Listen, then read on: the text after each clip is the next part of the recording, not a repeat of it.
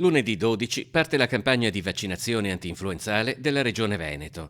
Col coronavirus la vaccinazione riveste un ruolo ancora più importante degli anni scorsi, non più solo perché previene l'influenza e soprattutto le forme complicate di influenza che colpiscono le stesse fasce d'età a maggior rischio di complicanze legate al Covid, quindi soprattutto anziani e persone che soffrono di patologie croniche, ma anche perché facilita e non poco l'attività delle strutture sanitarie che si trovano a fronteggiare un'epidemia dai sintomi spesso molto simili.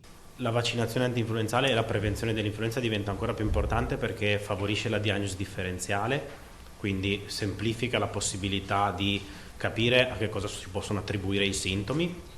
Ovviamente una persona che è vaccinata è più sospetto, in caso presentasse dei sintomi simili influenzali, a dover accedere in qualche modo al tampone per la diagnosi differenziale.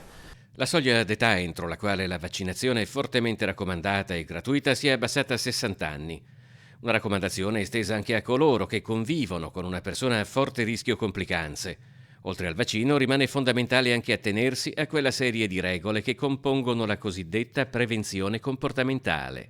La corretta igiene respiratoria, evitare il contatto con persone che presentano sintomi, che spesso si sono simili tra il Covid e l'influenza, l'utilizzo delle mascherine a protezione delle vie respiratorie in tutti i contesti in cui sono raccomandati e in particolare anche se si è in contatto con persone che appunto presentano sintomi anche blandi e che in qualche modo potrebbero essere un inizio di un'influenza o appunto potenzialmente anche di un'infezione da Covid.